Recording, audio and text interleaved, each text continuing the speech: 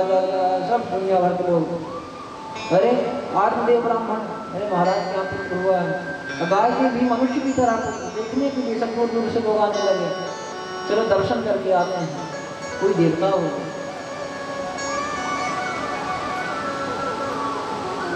खूब दर्शन की लोग, खूब आनंद बनाएंगे।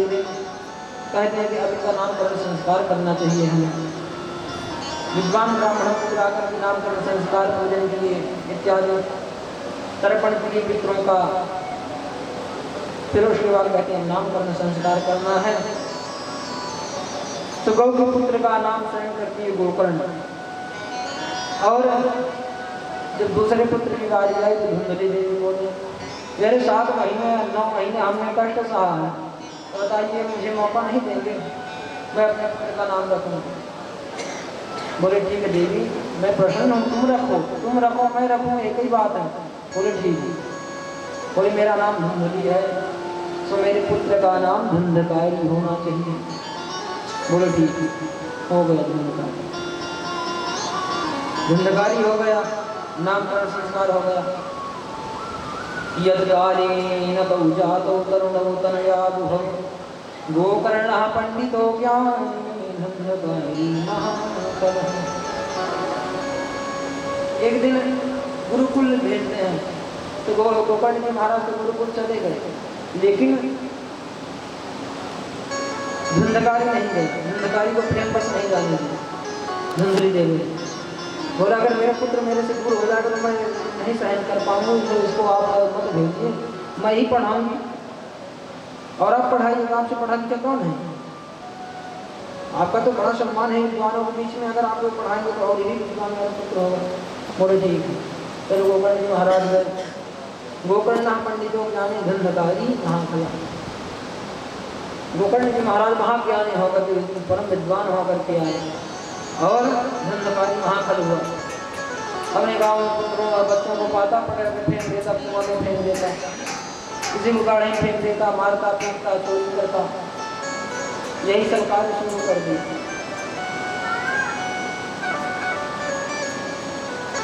अब इससे दुखी होने लगे आत्मदेव ब्राह्मण। ये अच्छा ये पुत्र हुआ, सारा नाम ही खराब कर दिया हमारा समाज में। ऐसे पुत्र से नहीं पुत्र ही रहता तो ठीक था। सन्यासी महाराज की भी बात याद आ गई। किनचेन्द्रस्य सुखम किंचन सुखम चक्रवर्तिनः सुखमस्तु विरक्तस्य मुनेः एकांते देविनः। सन्यासी महाराज ने सही बताया था, एकांत में ही मुख्य जीवन का उद्देश्य होना चाहिए, एकांत ही भगवान का भजन। चक्रवर्ती सम्राट को भी, राजा सगत के 60,000 पुत्र थे, उन्होंने भी पुत्र का सुख नहीं पाया। तो बताइए आज याद आ रही संत की बात, उस दिन नहीं याद थी।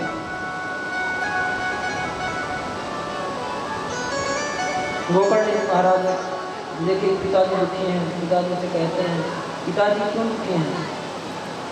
दुखी मत होइए, इस संसार में पुत्र से किसी को सुख नहीं मिला है जो आपको मिल जाएगा, जिसकी आप कामना कर रहे हैं। देखिए यह पंचायती धर्मशाला है, 5 पंचों के बीच बना हुआ धर्मशाला है। 5 पंचों ने मिलकर के बनाया है यह धर्मशाला। इसलिए इसमें आना और जाना केवल कौन निर्णय करेगा? कि पंच ही निर्णय करेंगे, इसमें आप नहीं कर सकते। तो 5 पंच कौन है? तुलसीदास जी महाराज कहते हैं क्षिति जल पावक गगन समीता पंचरत्न अति अधम शरीरा।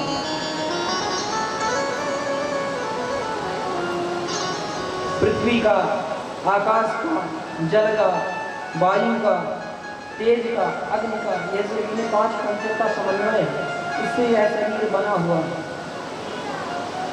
ये निर्णय लेंगे कब तक आपको शरीर में रहना है, सब अपना ये प्रभाव डालना शुरू कर देंगे।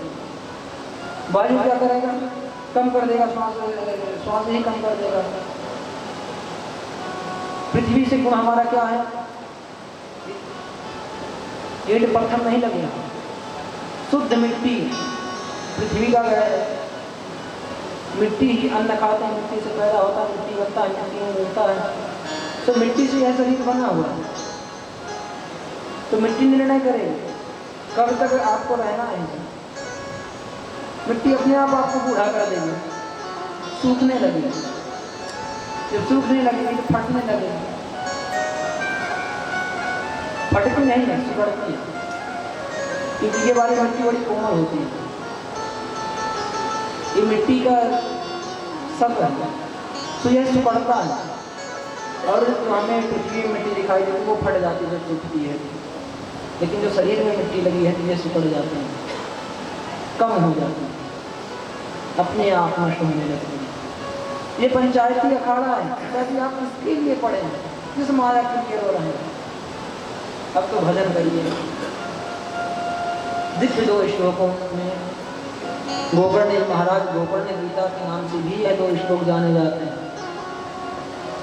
गायन करते हैं और बताते हैं यह शरीर क्या है और करना क्या चाहिए जीव के। विदेहे स्थिवां सरुधिरे अभिमतिं त्यजत्वं जाया सुतादिषु सदा महतां पश्यानि संजगदिदं क्षणभङ्गनिष्ठं वैराग्यरागरसिको भवभक्तिनिष्ठः कि धर्मं भजस्व सततं त्यज लोकधर्मान् सेवस्व साधुपुरुषान् जहि कामकृष्णान् अन्यस्य दोषगुणचिन्तनमाशु मुक्त्वा सेवा कथा रसमहो नितरां पिबत्वम्। कह रहे हैं पिताजी, देहे स्थिमां रुधिरे अभिमतिं त्यजत्वम्। जो आपकी अभिमति है ना, बुद्धि है ना, तो रोज रोज विचार करके मेरी देह बड़ी सुंदर है, हमें देह में अमर रहना है, देह को खूब सजाना है। ये अमर नहीं रहेगी, इसको नष्ट नहीं होना है। इसलिए इस देह का सबसे पहले आप क्या वो कर दीजिए, माया का त्याग कर दीजिए कि मेरी देह है, इसको आप भूल जाइए, क्योंकि यह रुधिर से खून से बनी हुई है, मांस से भरा हुआ है, इसी अस्थि हड्डियों का ढांचा है, कब कहाँ से टूट जाए, थोड़ा सा धक्का लगे पता नहीं चलता। तो सबसे बड़ा यही है कि आप इसको त्याग दीजिए, ये मेरा शरीर है। फिर इसके बाद में कहते हैं त्यजत्वं जाया सुतादिषु, जाया माने पत्नी, पत्नी की माया त्याग दीजिए। फिर कहते हैं सुत माने पुत्र की माया त्याग दीजिए, पुत्री की माया त्याग दीजिए। सदा ममता की मुझे, जो ममता है ना संसार की, इसको त्याग दीजिए। पश्यानिशम जग जग क्षण भंगुरिष्ठम, यह जग क्षण भंगुर है। सेवस्व साधु पुरुषान् जहि कामकृष्ण, काम रूपी तृष्णा को त्याग दीजिए। तृष्णा बड़ी बलवती होती है, तृष्णा मनुष्य की कभी नहीं समाप्त होती। तृष्णा से तात्पर्य है काम, सीधा सा काम। काम से यह तात्पर्य नहीं कि केवल स्त्री भर प्रेम, काम से तात्पर्य है सांसारिक वस्तु। सांसारिक वस्तु जो हमें मिल जाए उसी में जीवन यापन कर लेना चाहिए। ये नहीं कि हम उसे रोज बदलें, रोज बदलते रहें, बस उसी में जितने हम बदलेंगे उतने हमारा प्रेम बढ़ता रह जाएगा, आसक्ति हमारी बढ़ती जाएगी, और आसक्ति ही बंधन का कारण है। जो कह रहे हैं कि मृग तृष्णा को त्याग दीजिए, वैराग्य राग रस को भव भक्त, जो रसिक हैं भगवान की उनकी संगति करिए और भक्ति करिए निष्ठा पूर्वक, वैराग्यवान होकर। फिर कहते हैं, क्या कहते हैं, धर्मं भजस्व सततम। कौन से धर्म को भजना है? धर्मं भजस्व सततम, जो सतत धर्म है, जो सतरूपी धर्म है। वह धर्म कौन है? तो धर्मस्य प्रभुवच्युतः, प्रभु अच्युत, प्रभु श्री रामचंद्र, यही धर्म है। कह रहे हैं इन धर्म को आप भजिए। अत्यज लोक धर्म, बोले एक लोक भी धर्म होता है। लोक धर्म क्या है? अपने स्त्री पुत्रादि का पालन करना, संसार का पालन करना, यही लोक धर्म है। तो जब तक जीवन में शास्त्र की दृष्टि से तो लोक धर्म कहा गया है 50 वर्ष तक ही हमें रखना चाहिए, फिर लोक धर्म का त्याग कर देना चाहिए, फिर हमें वानप्रस्थ आश्रम में जाना चाहिए, फिर वानप्रस्थ से संन्यास आश्रम में, संन्यास आश्रम से परमात्मा में विलीन हो जाना चाहिए। यह शास्त्र की आज्ञा है, भगवान व्यास परमात्मा की आज्ञा है। फिर आगे कहते हैं कि अन्यस्य दोष गुण चिंतन वाशुमत्वा, जो अन्य है, अन्य से तात्पर्य किसी दूसरे का आप दोष मत देखिए। अगर आप उसका दोष देखते हैं, चिंतन करते हैं, तो आपके अंदर वह विराजमान हो जाएगा। और गुण भी किसी का मत चिंतन करिए। अगर आप मुक्ति चाहते हैं, परमात्मा की भक्ति चाहते हैं, परमात्मा से मिलना चाहते हैं, आत्म तत्व का बोध करना चाहते हैं, तो ना किसी का गुण देखिए कि उसका गुण कितना अच्छा है, ना तो दोष देखिए, इनका त्याग कर दीजिए। फिर करिए क्या? तो सेवा कथा रसमहो नितराम विवत्तम, हाथों से भगवान की सेवा करिए, संतों की सेवा करिए, भक्तों की सेवा करिए, और भगवान की कथा का श्रवण करिए। तो आप इस संसार से मुक्त हो जाएंगे, परमात्मा को प्राप्त कर जाएंगे। नारद राज को उपनिषद में कहा गया है कि स्तंभम स्नायुबद्धम वामभशोणितलेपितम चरमावनद्धम दुर्गंधम पात्रम मूत्रपुरीशयोः। ये शरीर कैसा है? हड्डियों से बंधा हुआ, स्नायुबद्धम, नसों से और चमड़ी से बंधा हुआ है, एकदम मांस से लेपित है, चरमावनद्धम, चर्म से बंधा हुआ है, दुर्गंधम पात्रम मूत्रपुरीशयोः। ये कैसा पात्र है? दुर्गंध पूर्ण, इससे गंदगी ही गंदगी निकलती है। बोले गंदगी का हमें तो अनुभव नहीं होता है, हमको बढ़िया स्प्रे मारते हैं, हमको बढ़िया लगाते हैं। अगर आपको अनुभव करना है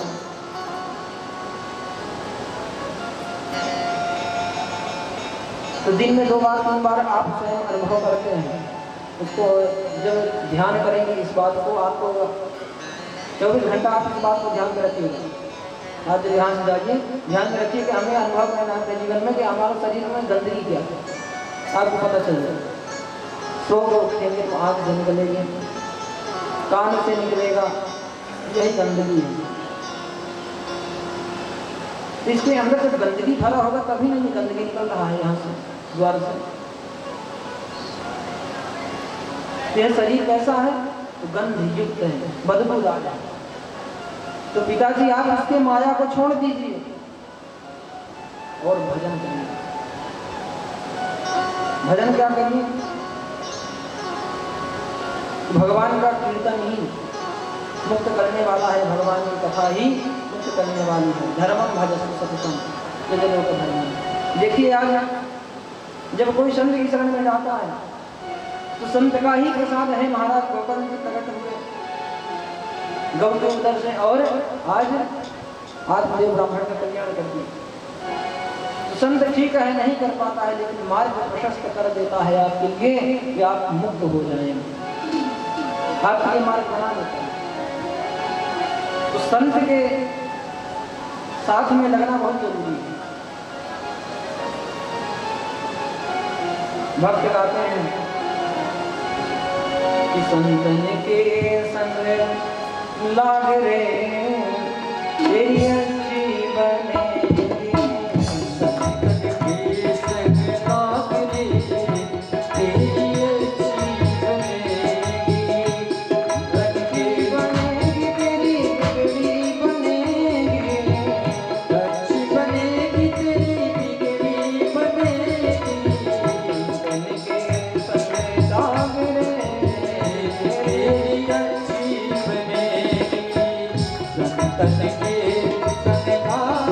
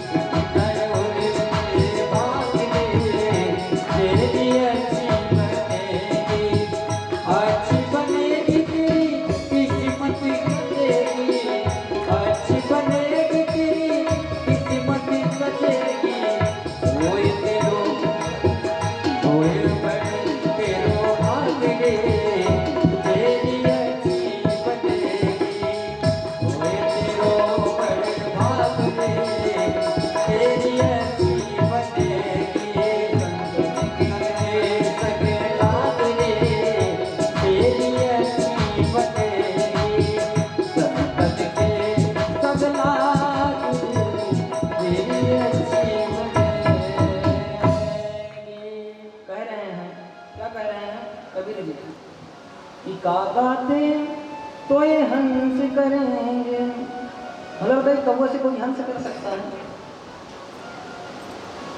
कौवा से कोई हंस बना सकता है? नहीं। लेकिन कबीर जी कह रहे कौवा से हंस बना दिया।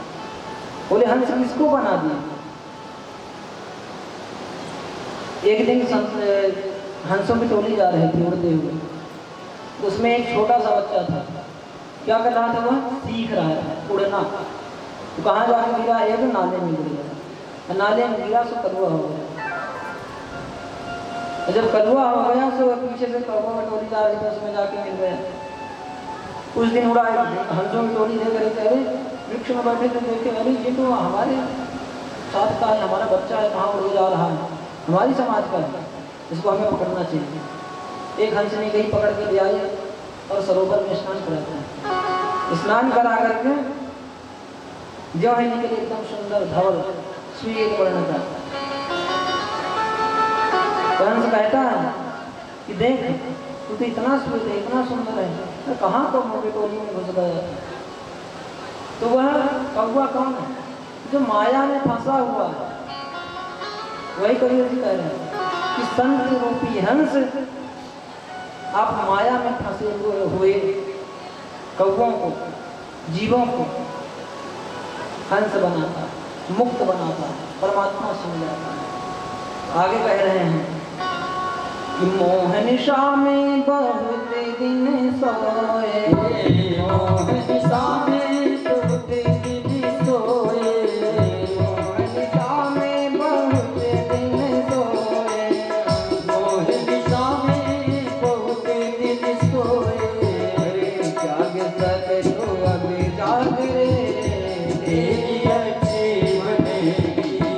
जाग सके तो अब जाग रे, तेरी अच्छी बनेगी।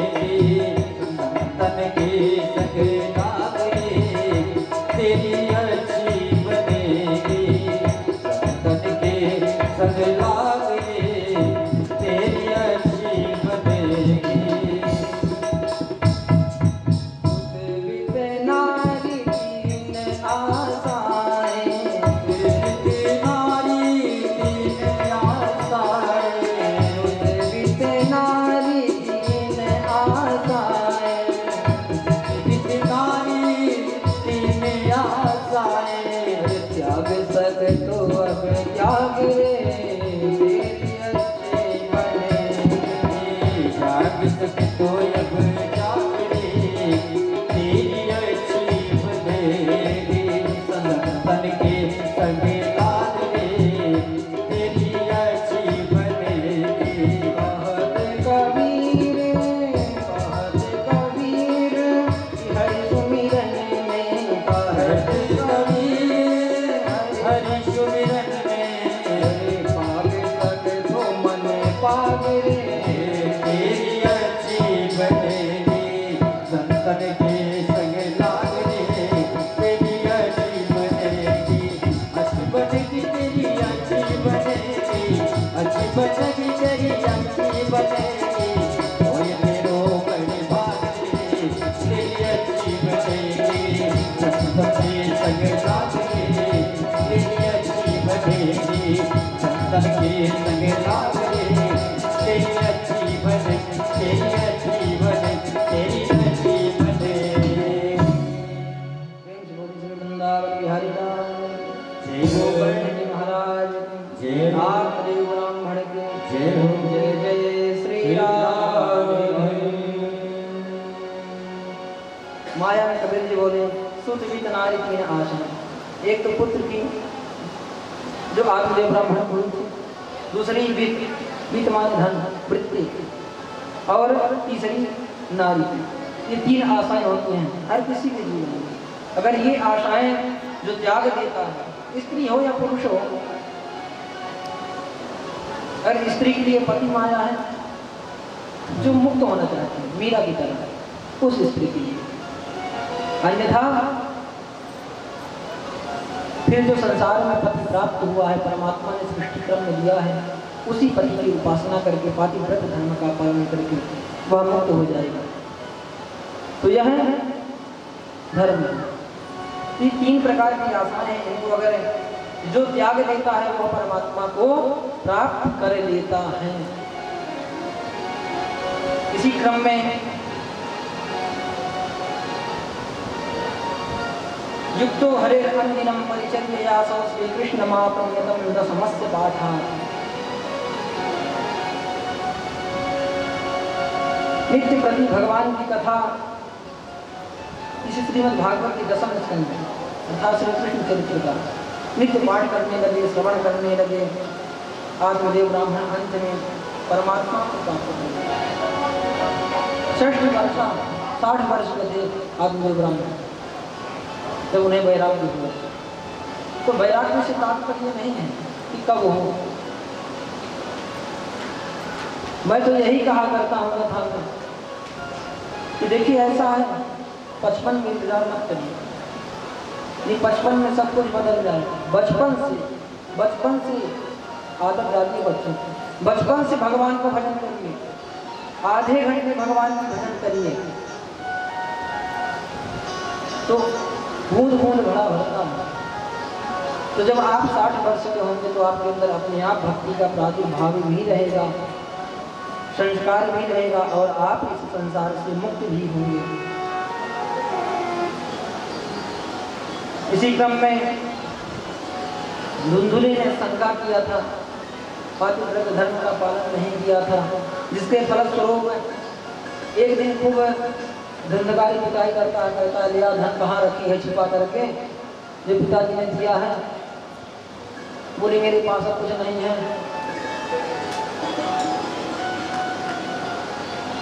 वो भी दुख के कारण कूपे पाता है तो रात को नशाने धनम बताए गए तो रात्रि में जाकर कुआं पूरी के मर जाते हैं। अब बच्चे आप गोकर्ण जी महाराज गोकर्ण जी बोले अब हमारा क्या काम। जब माता जी बच्चे ने पिताजी दोनों मुक्त हो गए, अब हमें चलना चाहिए, फिर घाटन करेंगे, कुछ तर्पण इत्यादि कर देंगे प्रसन्नता के लिए। और इधर धंधकारी मुक्त हो गया। अब धंधकारी को कोई डर नहीं कि कोई कुछ बोलने वाला। 5 वेश्याओं को ले आ गया घर में, 5 वेश्याएं आ गई। अब चोरी करने लगा, डाका करने लगा। बचपन से आदत है, चोरी न छूट जाएगा। कोई चोरी करता है तो राजा के यहाँ चोरी किया। तो वेश्याओं ने अपने में ही प्रबंधन किया कि अगर राजा को पता चला कि हमने राजा का धन दिया है और ये चुरा कर लाया, इसको तो फांसी में चढ़ाओगे करेंगे, हमको भी 5 लाख। इसलिए ऐसा करो कि इसका जो धन है जो हम लेके फरार हो जाते हैं, इसको मार देते हैं। शराब पी करके धंधकारी आया, धंधकारी लेट गया घाट में, उसको बांध दी 5 मिल करके, हाथ पर बांध दे, गला दबाती हैं। नशे में धुत है तब जो प्राण नहीं निकले, सांस चल रही है, नाड़ी पकड़ के देखते कि मरने वाला नहीं, साधारण पापी है ना, पापी इतना जल्दी नहीं मरता, इतना जल्दी नहीं मरते पापी। इसीलिए उनके मुख में आग उगल दी, जलती आग डाल करके तब तांगार समूहांश तन्मति ही चिक्षित हो अग्निज्वाला व्याकुल निधन, उसका भी निधन हो गया। व्याकुलता से प्राणी निकल गए, उसके मुख में आग डालती है। देखिए ऐसा है जो सत्पुरुष हैं, उन्हें ऐसी कामनियों स्त्रियों से कभी आकर्षित नहीं होना चाहिए, हमेशा ध्यान में रखना चाहिए, गलत रास्ते में न जाए। उनका गुण कैसा होता है ये भी वर्णन कर रहे हैं व्यास महाराज कि सुधामयं वचो यासां कामिनां रसवर्धनं हृदयं सुरधाराभं प्रियः को नामयोषितां। बहुत प्रिय बोलती है, पहली बात, पहला उनका गुण प्रिय बोलना। दूसरा, हृदय में अपने एक छुरी बांध के रखते हैं, चाकू। सुधामयं वचो यासां कामिनां रसवर्धनं, इतने रस भरे शब्द बोले कि आप उनसे आकर्षित हो जाएंगे, आपको अपने झांसे में फंसा देंगे, मरवा देंगे, आपका धन लूट लेंगे। ये केवल व्यास जी पुरुष को नहीं आगाह करना, स्त्रियों को भी आगाह करना कि ऐसी स्त्रियों की संगति से आप बचें। अगर आप ऐसी स्त्रियों की संगति करते हैं तो आपका भी पातिक धर्म नष्ट होगा। अब पातिक धर्म नष्ट कैसे होगा? धर्म है क्या? काय वचन मन पद पर प्रेम, एक ही धर्म एक व्रत नियम। एक ही व्रत है, एक ही धर्म है, एक ही नियम है स्त्री के लिए। काय वचन मन, काया से शरीर से, अपने मुख से वाणी से और मन से। काय वचन मन पति पर प्रेम, पति के चरणों में प्रेम रखे, अपने पति से प्रेम रखे। भोजन करावे मातृवत हो जाए, ऐसा प्रेम से भोजन करा दे। ये पतिव्रता इसमें का धर्म है। वचन से कभी ऊंचे आवाज में ना बात कर, पति कोढ़ी भी हो तब भी उसका त्याग नहीं करना चाहिए। आज तो रोज तलाक हो रहे हैं, तो पति कोढ़ी भी हो, आप कर्म करो, परिश्रम करो, पेट पालो, लेकिन पति का त्याग ना करो। देखो उसी पति की सेवा के, उसे न त्याग करने के ही फलस्वरूप आपको जीवन में तरक्की मिलेगी। भगवान प्रसन्न होंगे आपके धर्म से। जब हम धर्म की रक्षा करेंगे तो धर्म हमारी रक्षा करेगा। ऐसा नहीं कि हम भूखे सोएंगे अगर पति निकम्मा है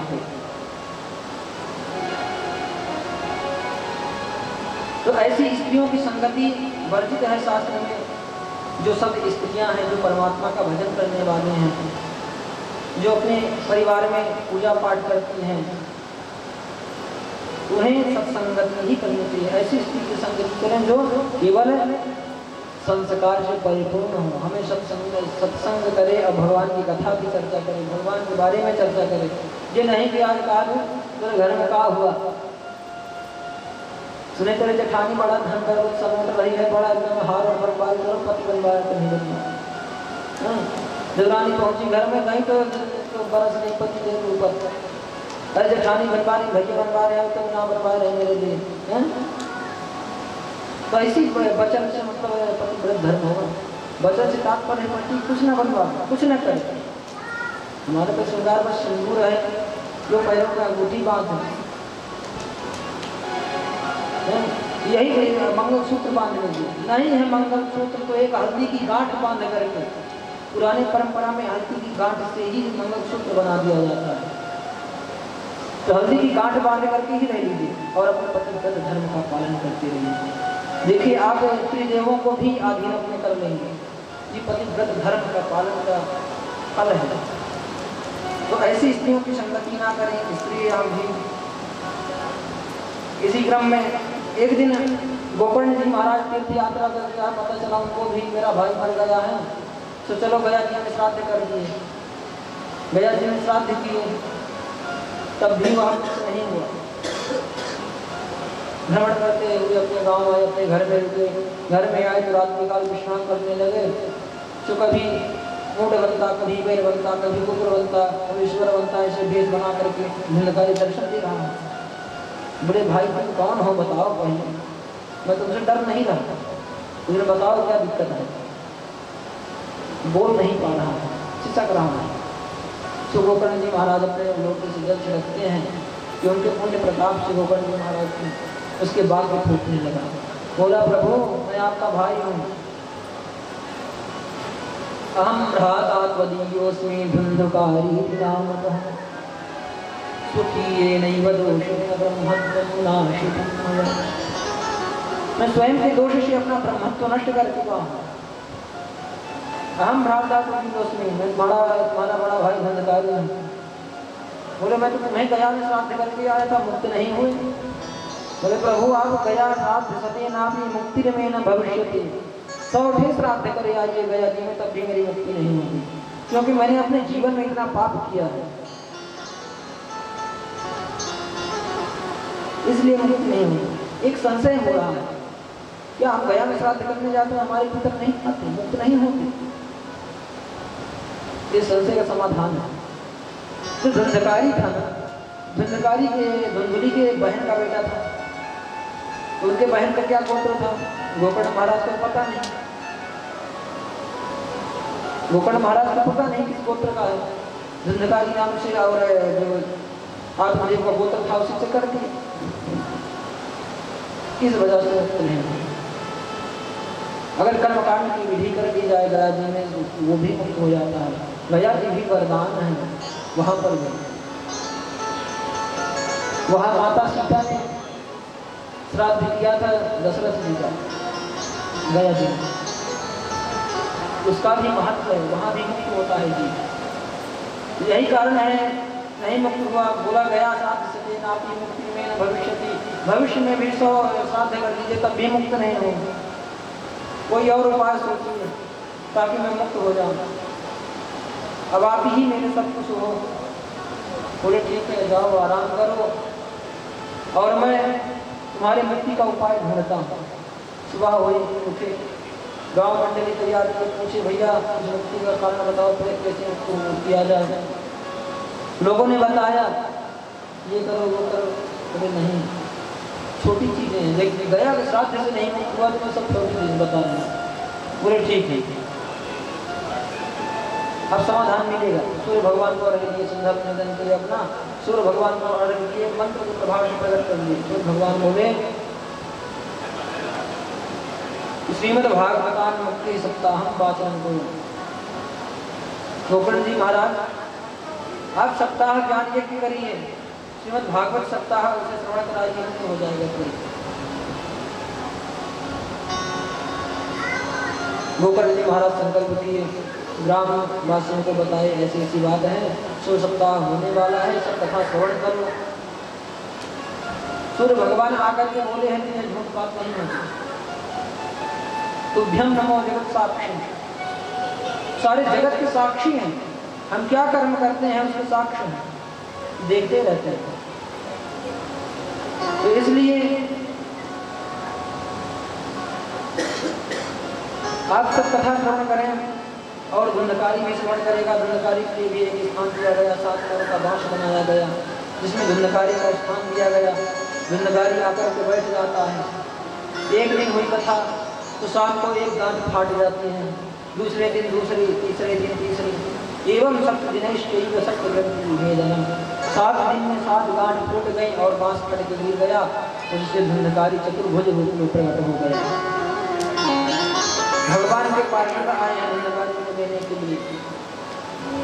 विधन्या भागवती वार्ता प्रेत बेड़ा विनाश। इधर शनकादि ऋषि श्रवण करा रहे हैं इनको, नारद जी को बता रहे हैं कथा, और उधर शौनक जी महाराज को नैमिषारण्य में सूत जी महाराज बता रहे हैं।